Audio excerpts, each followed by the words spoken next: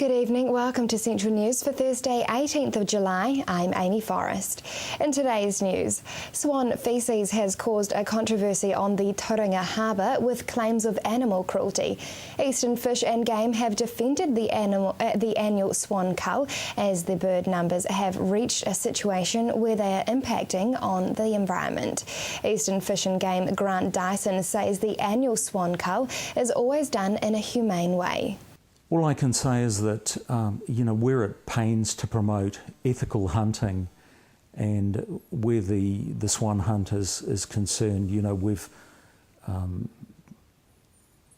been at pains to advise on how to go about it in the right sort of humane manner, and that's meant having boats on hand to ensure that no swans are left in a wounded state. That's one of our prime considerations with hunters.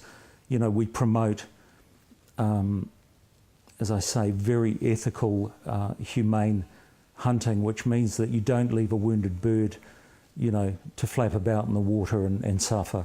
You dispatch it as quickly as possible, humanely as possible.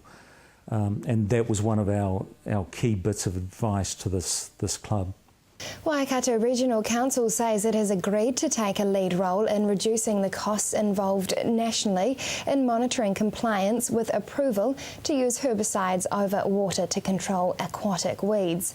Biosecurity and Heritage Group Manager John Simmons says the leadership role reflects the Council's recognised expertise in the aquatic weeds area and its strong relationship with the Environmental Protection Authority. Last year, the EPA approved an application from all regional councils, the Ministry for Primary Industries, the Department of Conservation and Land Information New Zealand to use certain herbicides over water. However, various conditions were laid down, including the need for environmental monitoring to be done when the herbicides are used. Te Puke police are asking for the public's help to locate a unique off-road racing vehicle stolen from a family residence. On Thursday, July 11th, the distinctive 4x4 racing buggy and its trailer was stolen from a property in Raymond Avenue in Te Puke. Detective Sergeant Ryan Yardley says the vehicle was taken during the middle of the day. The buggy is a distinct yellow and purple colour. Now for our region's weather. Hamilton, your Friday will bring cloudy periods with a few showers, a high of 15 and a low of 4. And Tauranga, those crisp sunny days are hanging around for you with a high of 16 and a low of 8. Just ahead, an update with the Mayor of Hamilton.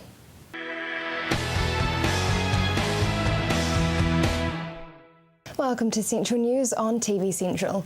Last week we discussed with Mayor Julie Hardacre the fluoride situation. Tonight we gather an update into the Te Awa River Ride and Ring Road developments. Hi Julie, now can you give us a bit of an update as to the Ring Road developments? Well, it's all happening. Roadworks everywhere really, but it's pretty exciting. So the Ring Road is now down to Ruakura Road, and the next stage, taking it through to Cambridge Road, is starting now. So you'll see lots of machinery all starting to gather around there, and I think that's pretty much underway now.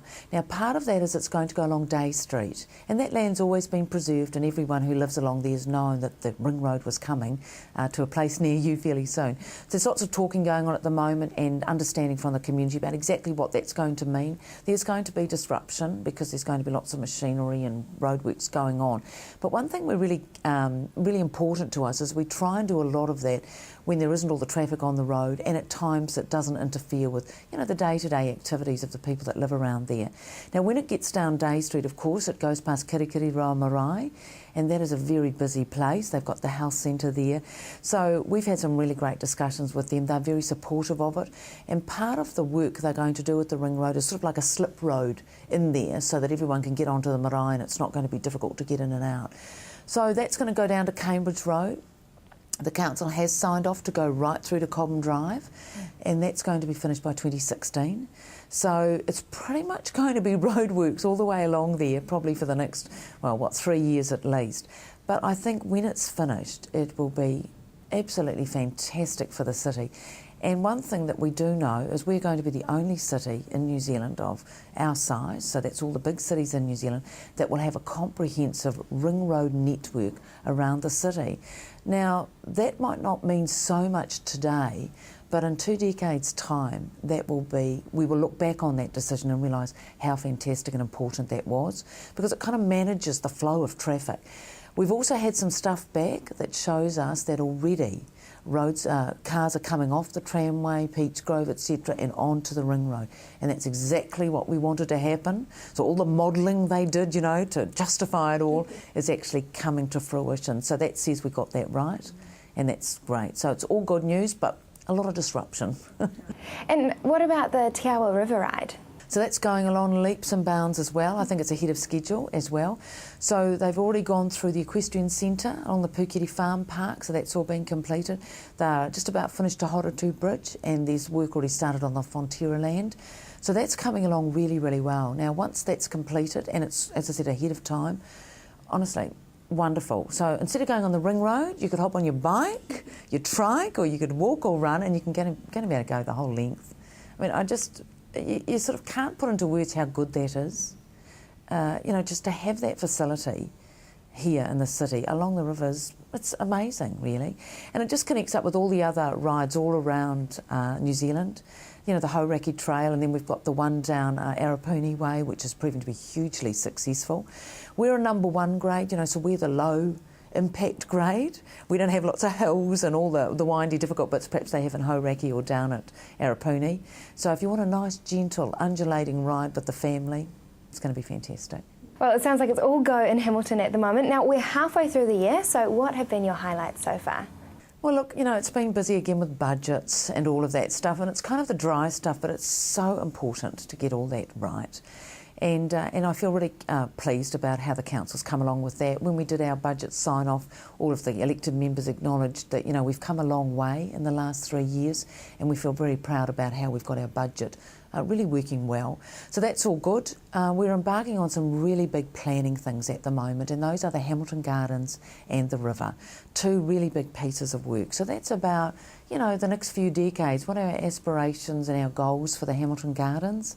And we started that work already, and we're having a big public open day this coming weekend, and that'll be fantastic. Come along and tell us what you think stuff. Some real visionary stuff there. And the river, so we did a technical report on the river last year, and now we're into stage 2, which is the governance group has been formed. We had our first meeting the other night, and this is about developing a comprehensive plan for how the urban environment engages with the river. We've got it. Where is it? Can we see it? What do we do on it? Where do we want it to be over the coming decades? And, all those things that people have talked about, river taxis, boardwalks, walking this and building that, this is what we're talking about. And so over the next 6 to 8 months, we will be working on that. Lots of public engagement and touch points, and I think this will be a defining moment for the city, actually, the future of the city. So big work, lots of stuff happening, full on in the city, lots of investment. It's hard to keep up with it, to be honest. Sometimes I come to work and I think, my gosh, there's that stack of stuff I've got to read. But it's all good. Hamilton's in good heart, actually, and there's a renewed optimism in the city and lots of work about where the future lies for our city. And fantastic. Great to be in Hamilton. And anything else we can look forward to in the next half of the year? Well, elections, of course, and so we'll be full on with those. We're also doing work on open spaces and green canopy. A big part of our city is the greenness, and we're all on board about preserving that. I think it's really going to be a focus on the elections, to be honest, so encouraging people to come along and do your civic duty and get engaged. And I do hope that we have a good election turnout too, and people feel, this is your city. Have a say and tell us what you think about where you want to go with it. The other thing we're working on is the local alcohol area plans. Big work on that. How do we manage that? What do we want to do? Off licences, on licences. Very involved, very complicated, lots of competing interests. Watch the space on that. I think that's pretty much it, but there's a long list. A long list. Coming up next, should sex education be taught in schools?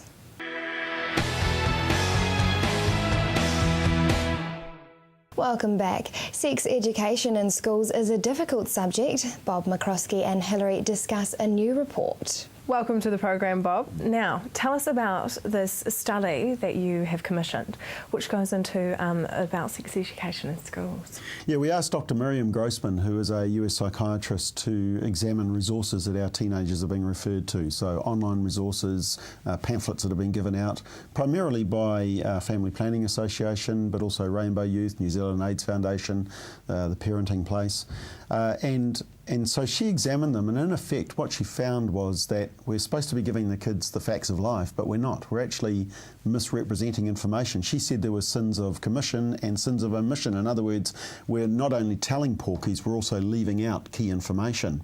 And when she wrote the report, we were thinking about what to name it, and we actually ended up calling it the R18 report, because the information is a lot of it is inappropriate for young teenagers, and a lot of parents would be embarrassed to see the type of information and presentation that's being made to our young people.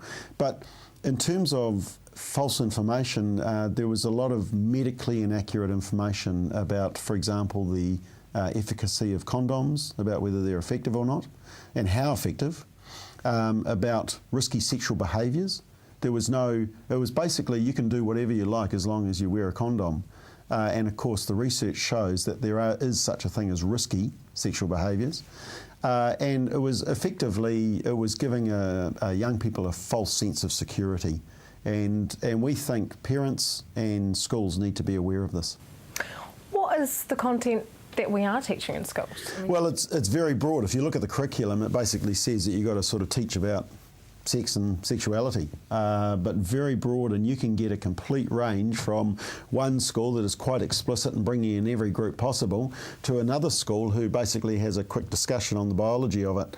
Our argument is simply that we believe that the best sex educators are actually the parents, and what we should be doing is equipping and inspiring parents to teach sex education, and for a couple of reasons. Firstly, because they bring in their values that are consistent with their family approach. And secondly, you also know your kids best and where they're at. You see, when you go into a group of year 9s, or Form 3s as we used to call it, and you start talking about puberty and sex education, all that type of stuff, you've got kids there. Some have got nowhere near puberty, some are going through it, and some are well through it. And you're trying to do a one-size-fits-all, and it just doesn't work. So look, as a parent, I know, you go into a cold sweat when you think about talking to your kids about the issue, but we need to equip parents to be able to do it, because we think they're the best educators. And I think most parents are concerned about what is being taught, and when they read this report, they have every reason to be concerned. I mean, that's all very well, but I mean, some parents aren't that active and they aren't that close with their children. So where are these children? And some would argue that these are more the children that are at risk of risky sexual behaviour. So what about these children? Absolutely agree, and I think that's where you deal with the exceptions individually. And I think that's where counsellors and school nurses come in, as opposed to chucking all kids in and giving them the same information. But at the end of the day, it's actually, are we giving them the information, the right information? I mean, I think if you're going to teach your kids, you want them to be taught the truth. And the problem is that if you're teaching kids that they can pretty well do anything as long as they wear a condom, which is a myth, when they get taught about safe sex, which is a myth, when they're told things like STIs can be fixed, and of course there's many sexually transmitted infections that cannot, and they also don't talk about the emotional. I mean, they do. Some of these publications and websites talked about abstinence, but it was kind of like, oh well, it's there, but let's just park it because let's deal with the real world. And apart from the Parenting Place with their attitude program, we found that their resource was one of the best. It really encouraged teenagers to aspire for what was best, to delay sexual activity because they wouldn't be ready for the consequences, and also it talked about the fact that it's not just a physical act, it's also an emotional act. So we found that quite inspiring. The only problem with their resource was that they referred to some statistics that were coming from government departments about the efficacy of condoms, which the research shows is inaccurate. And that's the worry, that you have government departments telling kids that condoms basically is bulletproof, And it's not. I mean, it's like crossing a busy road and saying, oh, well, okay, you're going to cross the busy road, here, wear a helmet and it might protect you. We're just not telling the kids the facts. Should we be looking at a standard curriculum that we are teaching our children in schools? Well, a standard curriculum for parents, yes. Not for schools, because then we go back to the issue of the one size doesn't fit all, and I think parents ultimately determine the values of what they want their kids taught. Some parents may want their kids taught all the specifics, right down to the nitty-gritty, including the risky sexual behaviour and how to protect yourself. There will be other parents who are saying, I don't want my kids near that topic, I want them to be encouraged to abstain, because if you're not ready for the consequences, you shouldn't be taking the action. And inspiring them to aim for the best. So I still think it goes back to the authority of parents and what they want, and I think that's where the resources should be targeted at. Just ahead, Biosecurity Month.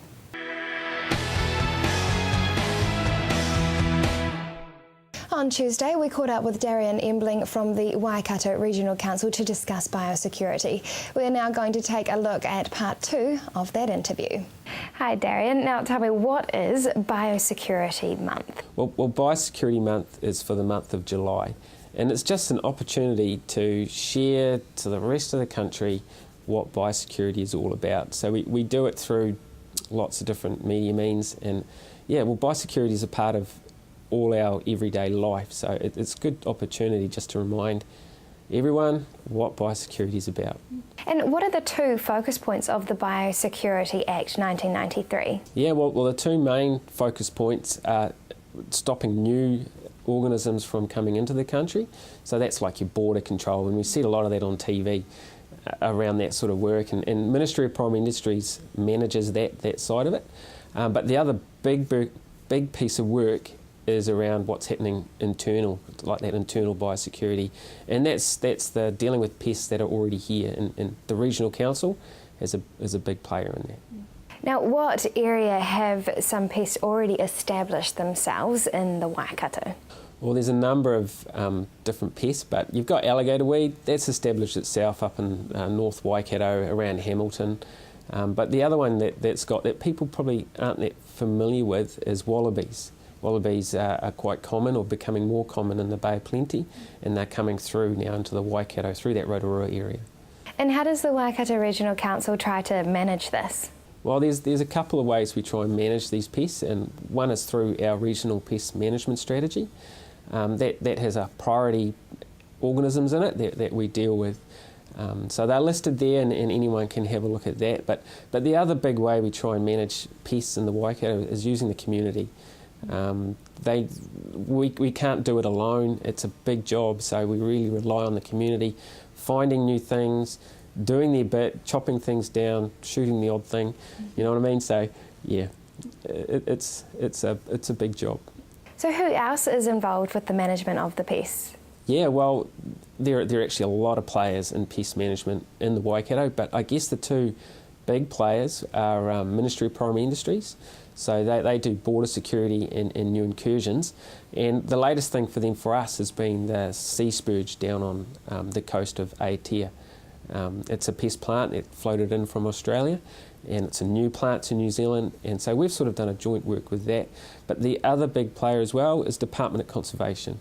They do a lot of eradication work as well around their conservation estate, and we work quite closely with them, and we sort of do that with Spartina, which is common throughout a number of the harbours in the Waikato. Now, the region is rather large with a lot of different landscapes and environments. So how many staff are in the pest management and biosecurity team? Yeah, well, we for the size of our region, we run a pretty small team when it comes to biosecurity, but the region sort of covers Coromandel down to Taupo, and we have around 20 staff and contractors out and about doing pest control and pest management, education, physical control as well. And does this bring any challenges with such a small team working with such different environments?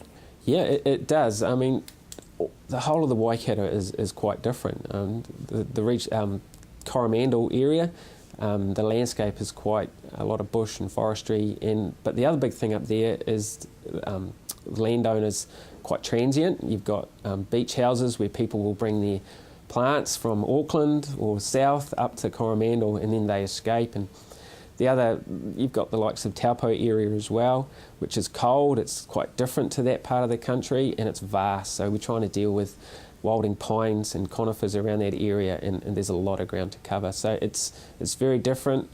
North Waikato, you've got our lakes and waterways, and trying to deal with aquatic pests in those areas can be very challenging.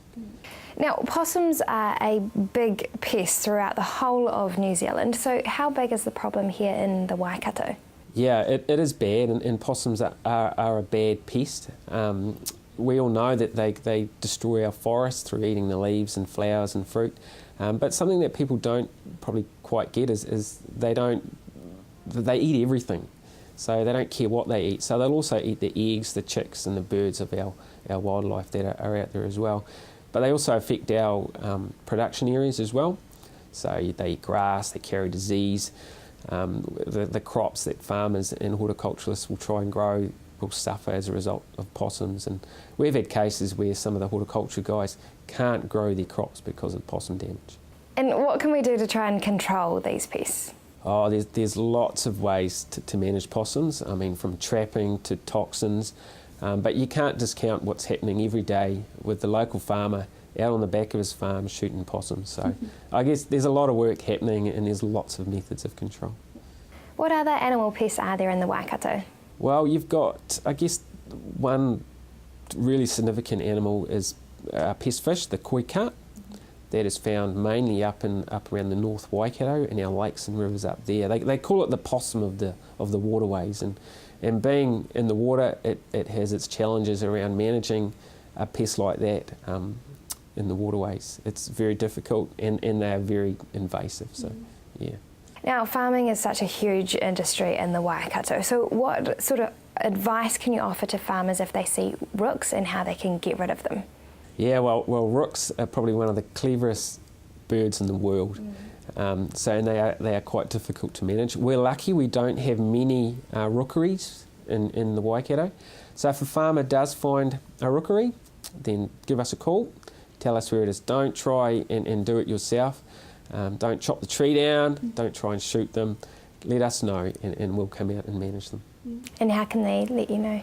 Through our Biosecurity phone number, 0800 Biosecurity, or just ring our local council. That is the news for today. Central News is also online, and we really want viewers to be involved. So like us on Facebook and let us know your views. If you have any stories, including your own video or photos, go to our website and hit upload. Hilary will be back with you tomorrow. I'm Amy Forrest. Have a lovely evening.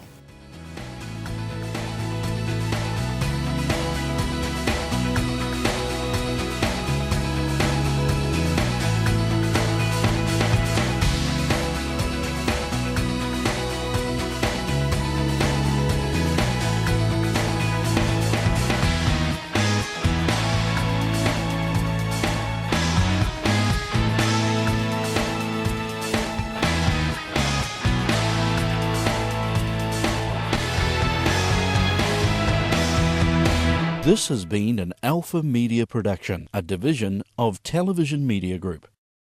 Supporting local content so you can see more of New Zealand on air.